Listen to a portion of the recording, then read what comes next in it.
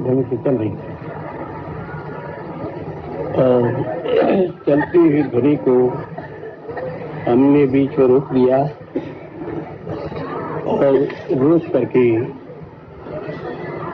स्वाभाविक रूप से रोक दिया।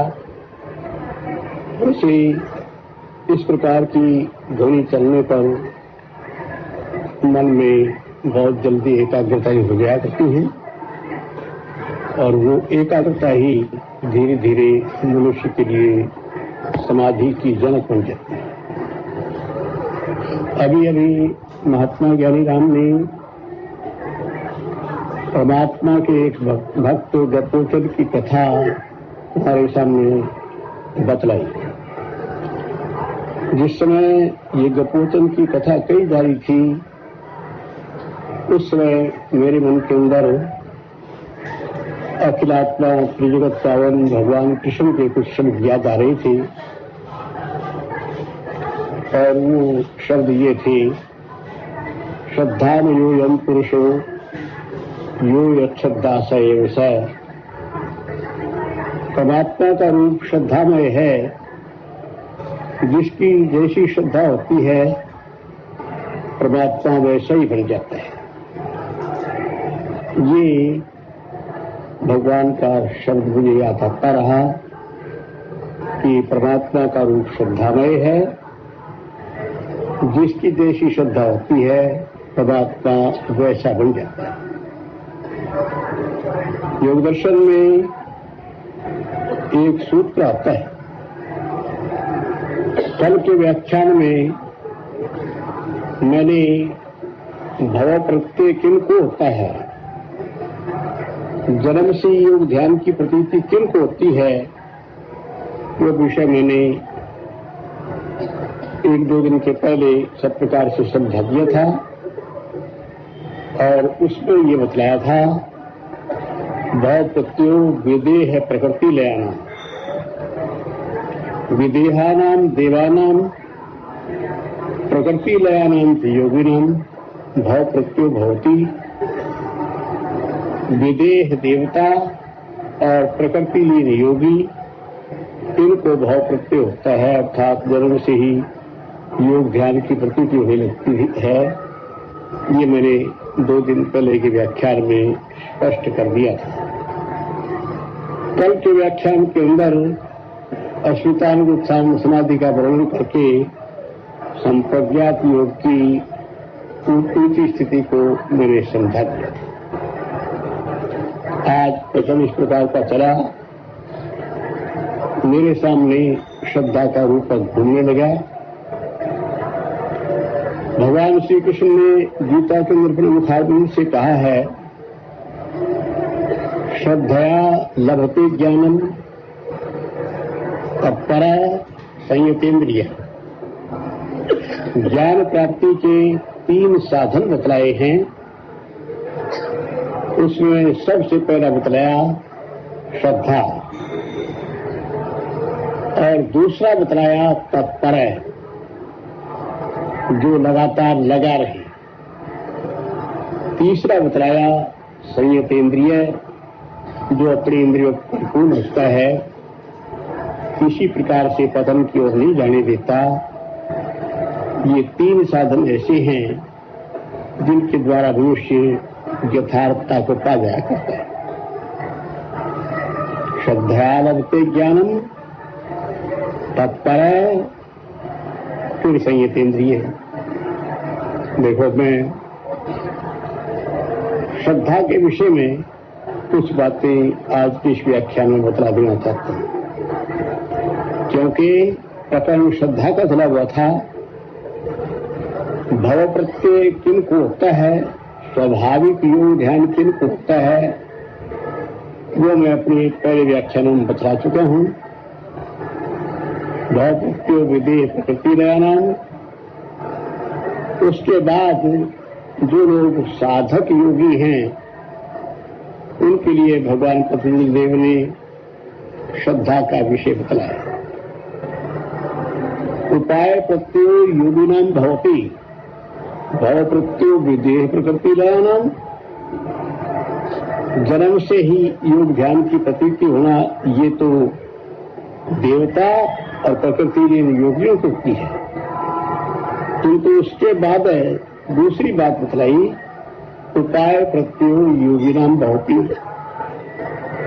उपाय प्रत्यय कोशिश करना, प्रयत्न करना, वो उपाय प्रत्यय अभ्यासी योगियों की लोकता है जो साधन योग का अभ्यास करते हैं। सिद्धि योग और साधन योग में अंतर होता है।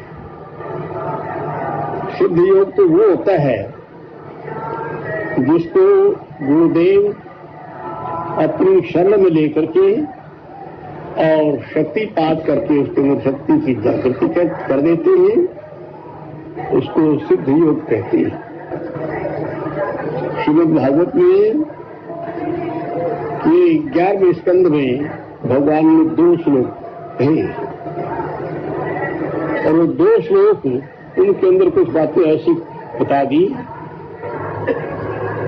नरोधेति माम योगो सांख्य धर्म एवं स्वाध्याय तपस्त्याग निष्ठा पूर्तन दक्षिणा व्रतानि यदि संतांसी तीर्थानि नियमा यमा यथावृंधे सत्संगा सर्वसंगाप हुई नाम। भगवान ने अपने मुखारबिंद से श्रीमद् भागवत के 11वें स्कंद में ये श्लोक कहे तो इनका अर्थ ये है, नरोधेति माम योगो, योग मुझे कुछ नहीं कर सकता। सांख्य धर्म एवं, सांख्य शास्त्र का गणनात्मक सिद्धांत वो भी मुझे नहीं ले जा सकता। स्वाध्याय तपस्त्याग, स्वाध्याय मुझे खुश नहीं कर सकता, त्याग मुझे खुश नहीं कर सकता। निष्ठा पूर्तन में दक्षिणा, बड़े बड़े यज्ञ वगैरह करना वो भी रिझा नहीं सकते और बड़ी बड़ी दक्षिणाएं देना भी रिझा नहीं सकते। निष्ठम यथावृंधे सत्संग सर्वसंगाप ही माम, यथा सर्वसंगाप सत्संग माम अवरुंधे। जिस प्रकार से सारे संगों का अपहरण करने वाला सत्संग मुझे जा सकता है, इस प्रकार से अन्य कोई उपाय मुझे नहीं जा सकता। तो एक शब्द पर बड़ा आश्चर्य कर रहे होंगे कि भगवान ने ये अपने मुख से कह दिया, नरोधयति माम योगो, योग भी मुझे रिझा नहीं सकता। और जगह जगह गीता के लिए उपदेश दिया, तस्माद योगी भवार्जुन, तस्माद सर्वेषु कालेषु योग युक्तो भवार्जुन। इसलिए अर्जुन सब कालों तुम योग युक्त हो जाओ। तपस्विभ्यो अधिको योगी, ज्ञानीभ्यो प्रोतनिक, कर्मेभ्यश्च अधिको योगी, तस्माद योगी भवार्जुन। योगी का दर्जा कर्मकांडियों से, ज्ञानियों से सबसे श्रेष्ठ है, इसलिए अर्जुन को योगी बन जाओ। वेदेषु यज्ञेषु तपस्सु दैव, दानेषु यत् पुण्य फलम प्रतिष्ठम, अप्येति तत्सर्वम इदं विदित्वा योगी परम स्थान पैति अर्जुन। अर्जुन, वेद में, यज्ञ में, दान में जो पुण्य फल कहा है उसका उल्लंघन करके योगी आदि परम स्थान को प्राप्त हो जाया करता है। गीता में जगह जगह पर अर्जुन को योगी बनने की आज्ञा दी और यहां पर कह दिया, नरोधयति माम योग, मुझे वो योग रिझा नहीं सकता। इस बात को तुम नहीं समझोगे। योग के 2 रूपक हैं, साधन योग और सिद्ध योग। उनका संकेत सिद्ध योग की तरफ नहीं है, उनका संकेत साधन योग की ओर है। जो लोग नेति करते हैं, नौली करते हैं, बस्ती करते हैं, विद्रोही करते हैं, प्राणायाम करते हैं, वो कहलाता है साधन योग। साधन योग में मनुष्य पहुंच तो सकता है अपनी परम गति को। साधन योग में एक साधना का करने वाला व्यक्ति यदि केवल मात्र स्वस्तिक आसन या सिद्धासन का अभ्यासी बन जाए या पद्मासन का अभ्यासी बन जाए और वो योग बैठने की आदत कर ले, सीधी आदत डाले, सौकाय शिरोग्रीव, अपने शरीर और ग्रीवा को सीधा रख करके, उसका परिणाम ये निकलेगा कि उसको सुषुम्ना नाड़ी चल पड़ेगी। और यदि वो वदनानंदी है तो सुषुम्ना के अंदर ब्रह्म नाड़ी चल पड़ेगी। 3 नाड़ियां सुषुम्ना में रहती है, बीच में ब्रह्म नाड़ी, दाहिनी तरफ चित्रणी और बाईं तरफ बज्रा। जिसको चित्रणी नाड़ी की गति होती है उसको ध्यान में दर्शन ज्यादा होते हैं। जिसको बज्रा की गति हो तो जड़वत बैठा रहता है। यदि ब्रह्म नाड़ी की गति हो तो शुद्ध प्रकाश में स्थिति उसको आ जाया करती है, वो निर्गुण चैतन्य की ओर बढ़ जाया करता है। कहने का मेरा अभिप्राय ये, केवल जो सीधा बैठने की आदत डाल लेता है वो योगी बन जाते हैं। जो लोग प्राणायाम करते हैं, प्रच्छादर्मी धारणाभ्याम व प्राणस्य, उसका फल ये निकलता है तथा क्षीयते प्रकाशावरण। प्राणायाम करने से प्रकाश के रास्ते की रुकावटें खत्म हो जाती है और दिव्य प्रकाश की अनुभूति अपने आप होने लगती है।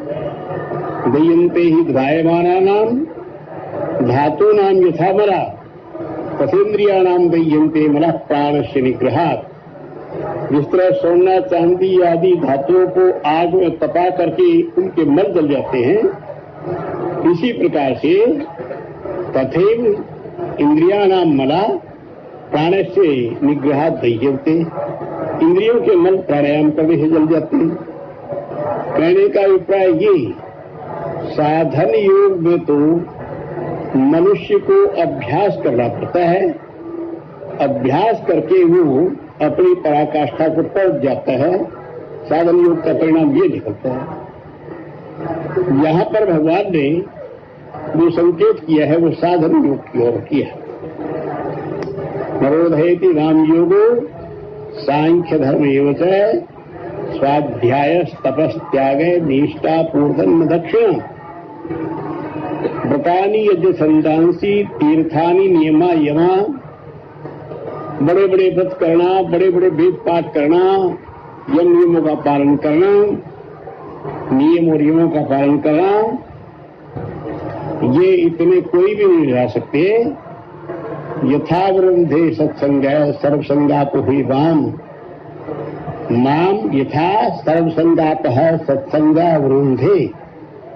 सारे कुसंगों का हरण करने वाला जिस प्रकार सत्संग मुझे रिझा होता है, इस प्रकार से स्वाध्याय तप त्याग व्रत नियम कोई भी रिझा नहीं सकते। तुमने मेरे मुख से कई बार ये सुना है भगवान के शब्दों में त्यागात् शांति रमंतरम। तुमने ये भी सुना है स्वाध्याय देवता संप्रयोग है। इसी प्रकार से यम नियमों की भी बातें सुनी हुई हैं, किंतु भगवान ने केवल मात्र एक बात कही, यथा सर्वसंगाप सत्संग नाम वृंधे। जिस प्रकार से सारे संगों को हरण करने वाला सत्संग मुझे रिझा लेता है। सत्संग का अर्थ ये नहीं कि तुम सब मिलकर बैठ गए, थोड़ी देर भजन नहीं बोल लिए, ये नहीं। सत्संग का अर्थ है सताम महताम सिद्धाराम संग सत्संग। सत्पुरुषों का, महापुरुषों का, सिद्धों का जो संग है वो सत्संग कहलाता है। सिद्ध संगति जो है, सिद्ध संगति, यदि कोई सिद्ध संग में बैठ जाता है तो सिद्ध लोग आंख से देखते तो शक्तिपात हो जाता है। किसी के प्रति मन में विचार बन जाए, इसका ऐसा हो जाए तो शक्तिपात हो जाता है। यदि वो किसी प्रकार से वाणी से कह दें तस्माद योगी भव, तो वो योगी बन जाता है। सिद्ध संगति का परिणाम ये नहीं होता है। इसलिए भगवान ने ये सारी बातें कह दी कि नरोधयति माम योगो सांख्य धर्म एवं स्वाध्याय तपस्त्याग निष्ठा पूर्तन दक्षिणा व्रतानि यज्ञ संधांसी तीर्थानि इमायमा यथा वृद्धे सत्संग सर्वसंगापुहीवान यथा सर्वसंगाप सत्संग मामावृद्धे। सारे संगों का अपहरण करने वाला सत्संग जिस प्रकार मुझे खुश कर सकता है, इस तरह कोई साधन नहीं खुशी कर सकता। तो मैं क्या कहना चाहता था, इन सब के आधार में श्रद्धा का विषय, और भगवान ने ही अपने मुखारविंद से कहा श्रद्धया लभते ज्ञानम। मनुष्य श्रद्धा के द्वारा ज्ञान को प्राप्त कर लेता है। और परमात्मा का रूप बतलाते उन्होंने ये कहा श्रद्धामय पुरुषो यो श्रद्धा सएव स।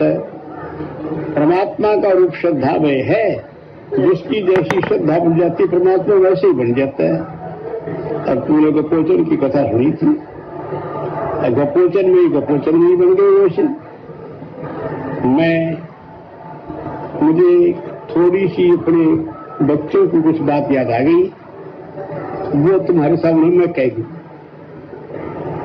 कुछ दिन पहले, कोई 5-7-10 वर्ष पहले, यहाँ इलाहाबाद में एक महात्मा जो पहले पटना में वकील था, जब वो वकील था वकालत करते हुए मेरे पास आया पता BNC की कोठी पर,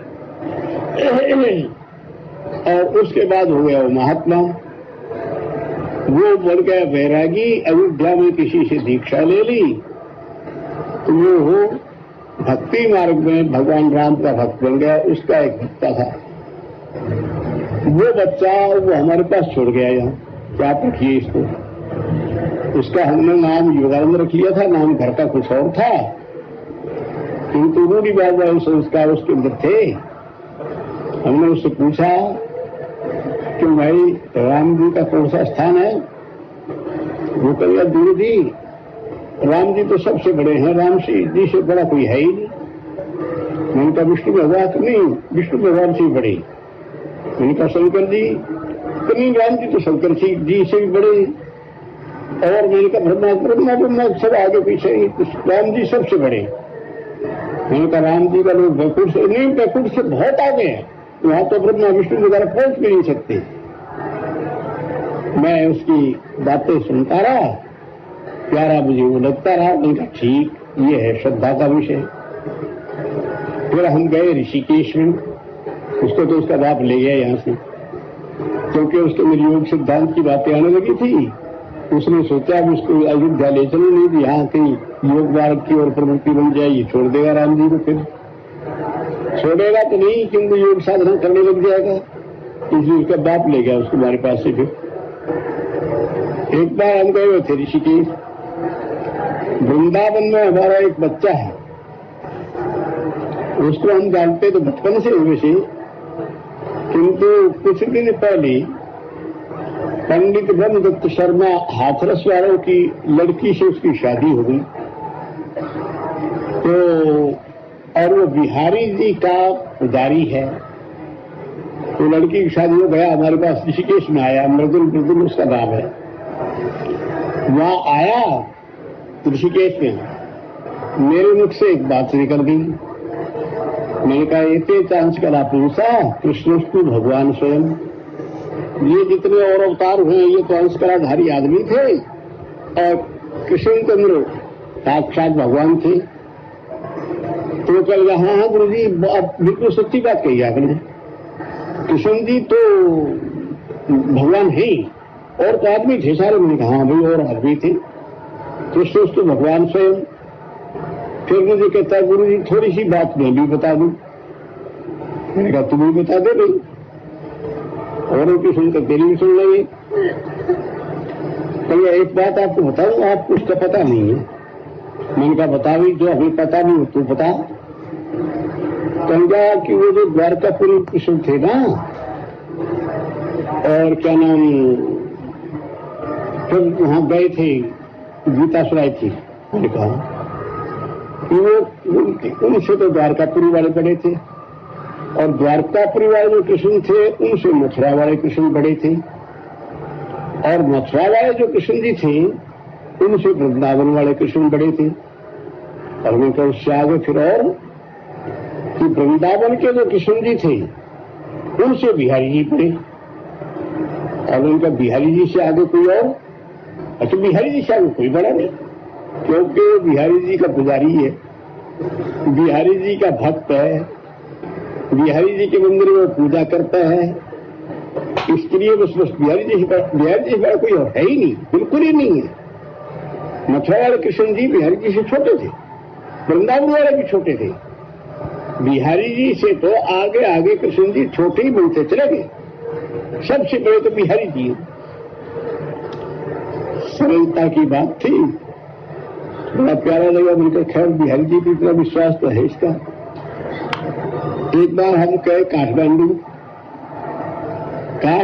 में घूमने चल गए पहाड़ में, क्योंकि वो जो वहां पर है गुहेश्वरी का मंदिर, गुहेश्वरी पहाड़ का स्थान है, वहां से श्री प्रभु जी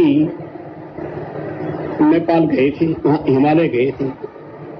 प्रभु जी को वहां से प्रभु जी बस में बैठे रहे थे, महाप्रभु जी आए और आकर के श्री प्रभु जी आकाश मार्ग से प्रभु जी को ले गए थे, और बस वहां ले जाकर के शक्तिपात करके पूर्ण सिद्धि योगी बना दिया था।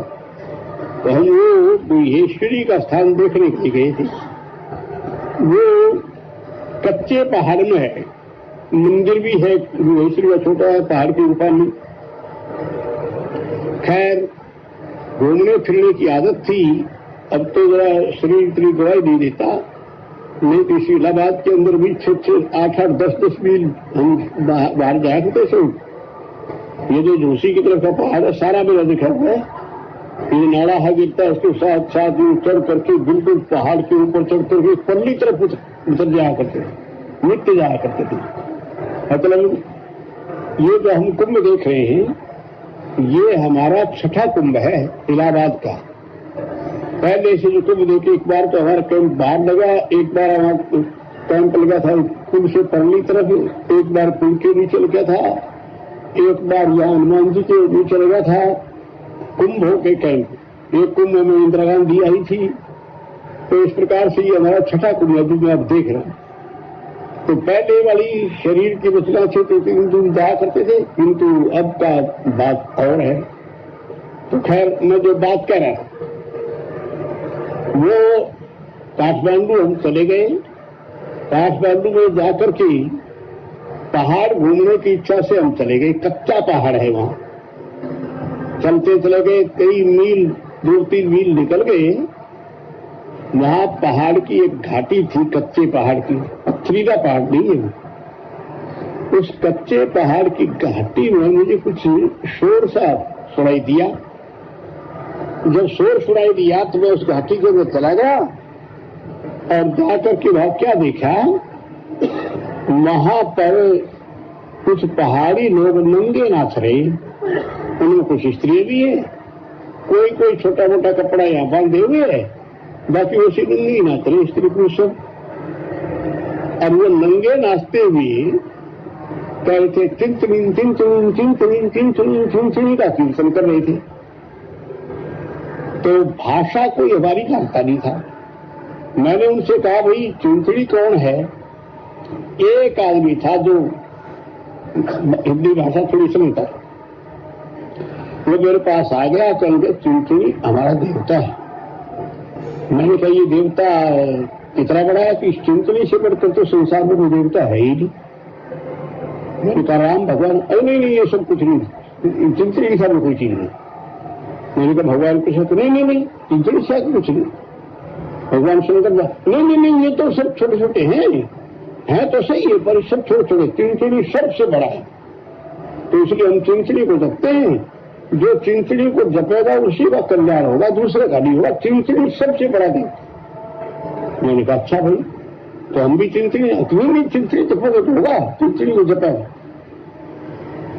ये सब बातें मेरे साथ घटी। मेरे मन के अंदर अब ज्ञानी राम ने कपोचन की कथा सुना दी।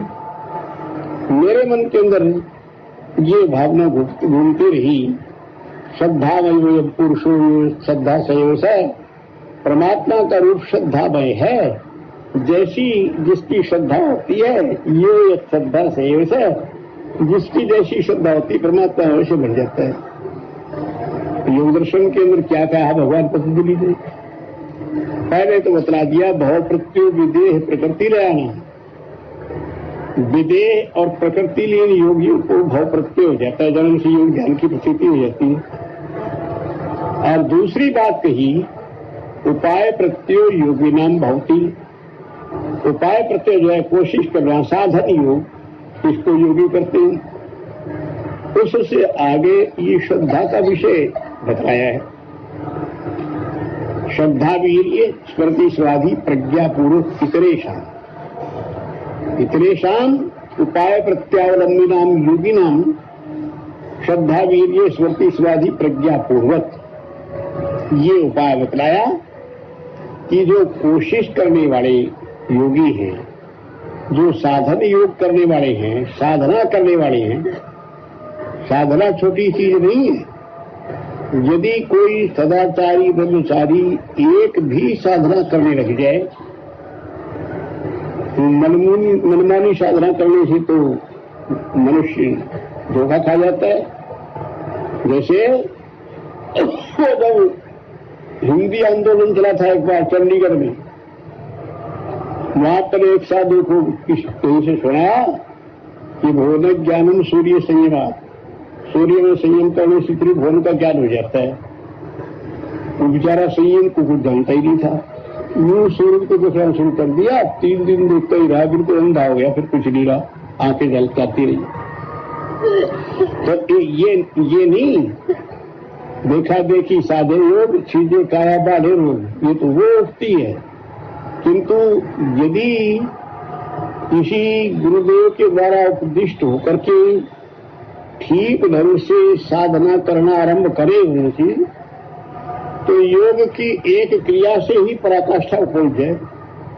ये लोग त्राटक करते हैं, त्राटक का अभ्यास करना शुरू कर दे, उसके फलस्वरूप वो काला बिंदु सफेद बन जाएगा, और सफेद बिंदु करते करते लाइट का बन जाएगा।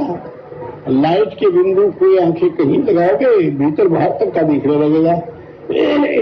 यदि वो लाइट की आंखें यहां लगा ली जाए, प्रेक्षणाशिया विशेषतानों अवलोकन, तो वो आंखें यहां तक पहुंच जाएंगी। यहां पहुंचने पर मूर्ध ज्योतिषी सिद्ध दर्शनम, मूर्धा ज्योति के अंदर सिद्धों के दर्शन अपने आप होंगे। सिद्धों के दर्शन, सिद्धों के दर्शन अमोघ होते हैं। अमोघ होने पर वो शक्तिपात करें, उनकी समाधि लग गई। योग का एक एक साधन मनुष्य को पराकाष्ठा पर पहुंचा सकता है। यदि कोई साधक नियमानुसार गुरुदेव की शरण करके उनकी आज्ञा पूर्वक साधन करे तो पराकाष्ठा पहुंच जाता है। ये नहीं पहुंचता। मेरे पास दिन भर में कितने आदमी आते हैं, एक आदमी ने सबसे नीचे आकर कहा शक्तिपात करो। शक्तिपात कोई मजाक की चीज थोड़ा ही है, थोड़ा शक्तिपात हो जाया करता है। तुम पहले मेहनत करो, उसके बाद शक्तिपात वालों की शक्ति, परमात्मा की शक्ति अपने आप होने लगेगी। तो एक साधन करने वाला मनुष्य एक ही साधन से पराकाष्ठा को पहुंच सकता है। श्रद्धा वीर्य स्मृति स्वाधि प्रज्ञा पूर्वक इतरेशाम उपाय प्रत्यावलंबिनाम योगिनाम श्रद्धा वीर्य स्मृति समाधि प्रज्ञा पूर्वक। ये इसके ऊपर भाष्य लिखा। इसमें भाष्य लिखा व्यास जी ने लिखा, इनके लिए व्यास जी बैठे, इन्होंने नहीं लिखा, इनके दादे परदादे ने क्या लिखा? श्रद्धा जननी योगिनम पाती। एक बात, श्रद्धा जो है वो माता की तरह से योगी की रक्षा करती, जिस तरह माँ अपने बच्चे को बचाया करती है ना। इसलिए श्रद्धा, यदि किसी व्यक्ति के अंदर श्रद्धा है तो वो उसकी माँ की तरह से रक्षा करती है, श्रद्धा उसको बढ़ा देती है। श्रद्धा योगिनम पाति। और फिर उसके बाद क्या होता है, विवेकार्थिन क्षमधानस्य वीर्यम उपजायते। जो विवेक ज्ञान को प्राप्त करना चाहता है तो श्रद्धा के फलस्वरूप उसके अंदर दृढ़ता पैदा हो जाती है। वीर्य उपजायते का अर्थ ये नहीं कि उसके शरीर में वीर्य नाम की धातु पैदा हो जाती है। वीर्य उपजायते माने दृढ़ता आ जाती है उसके शरीर में। और समुपजात वीर्यस्य स्मृति उपतिष्ठते। जिसके अंदर वीर्य पैदा हो जाती, दृढ़ता पैदा हो जाती है, उसको स्मृति पैदा हो जाती है। क्या होती है स्मृति? अनुभूत विषया संप्रमोष स्मृति। अनुभव किए हुए, देखे हुए, सुने हुए विषय कभी भी भूले नहीं। मतलब हमें तो कल क्या खाया था ये भी याद नहीं रहता, और कुछ बातें ऐसी हैं जन्म की भी याद है। जन्म में ऐसे संयोग खेले थे, यूं रहे थे, ये हुआ था, वो बातें याद भी इंसान। किंतु स्मृति का मतलब ये है अनुभूत विषया संप्रमोष है, अनुभव किए हुए, देखे हुई बातों का न चुराया जाना, वो मन में बनी ही रहे। योग दर्शन में अपरिग्रह स्थैर्य जन्म कथांत संबोध है, ये एक सूत्र है। इसके भाष्य में व्यास जी महाराज ने लिखा है कि एक मुनि थे आटव्य, उनका नाम था, उनका एक चेला था, उसका नाम था जैगिशिव। आटव्य मुनि ने जैगिशिव से पूछा कि बेटा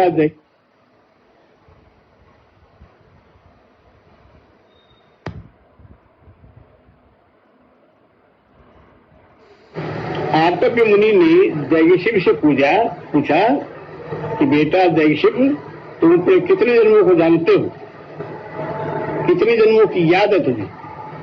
उसने कहा महाराज 14 बार महाप्रलय के अंदर जितने मेरे जन्म हुए मैं उनसे तो जानता हूं। मतलब स्मृति इतनी ऊंची थी कि 14 बार जब महालय आएगी, महालय का मतलब ये लोकांतर 14 बार मनुष्य लोक की होगी, फिर इंद्रलोक की होगी, फिर गंधर्व लोक की होगी, फिर पितरलोक की होगी, फिर महालय होगी।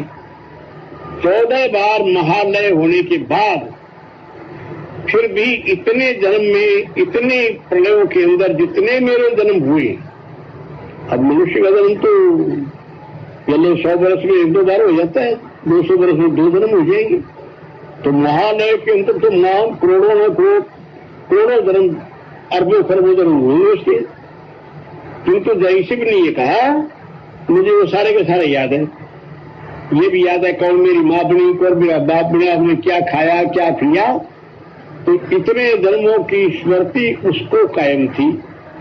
और सिद्धांत ये अनुभूत विषया संप्रमोष स्मृति, अनुभव किए हुए विषयों का न चुराया जाना, मन में बड़े रहना, वो स्मृति को स्थान कहलाता है।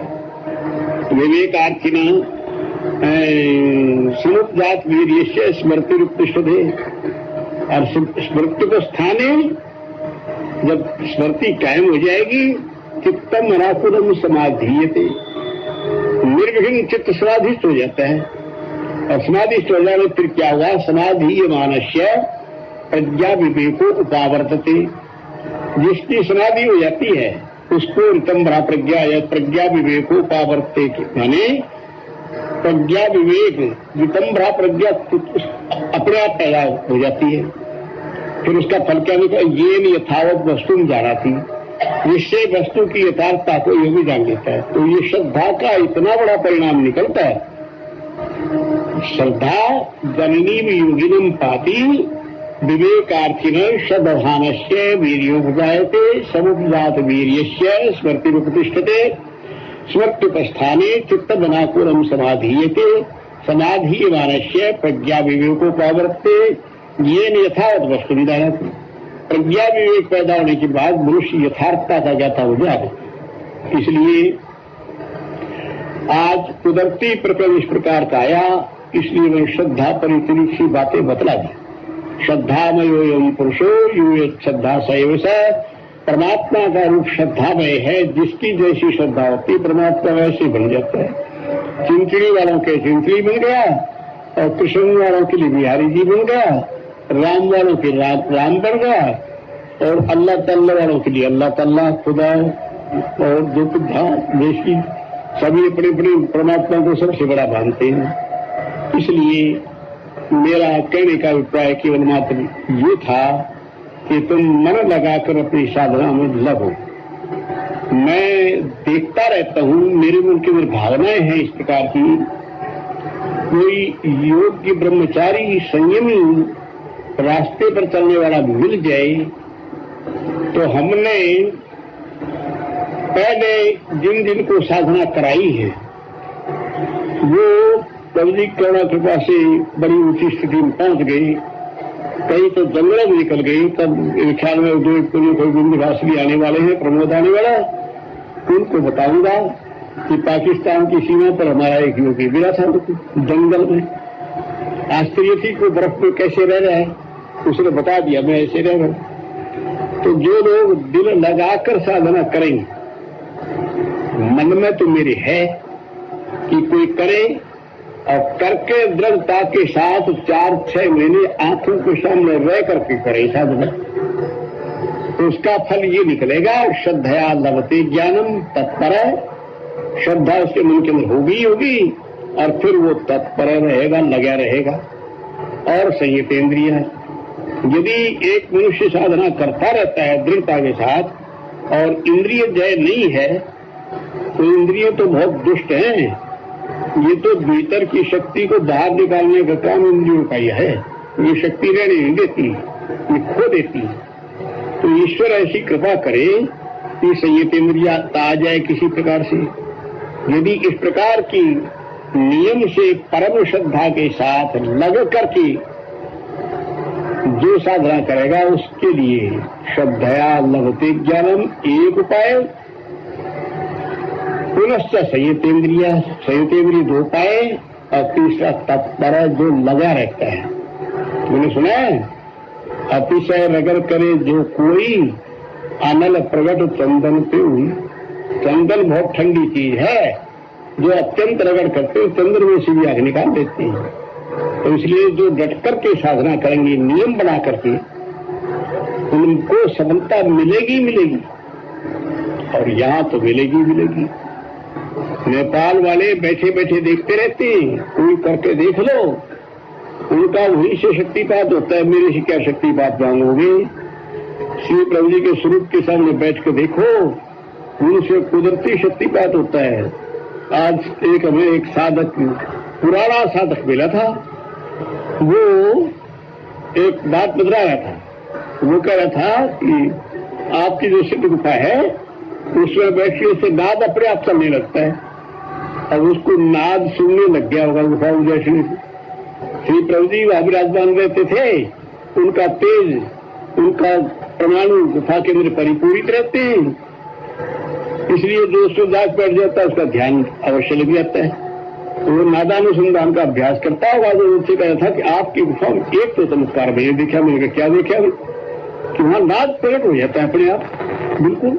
मेरे बैठते के बाद सारा प्रकट हो गया।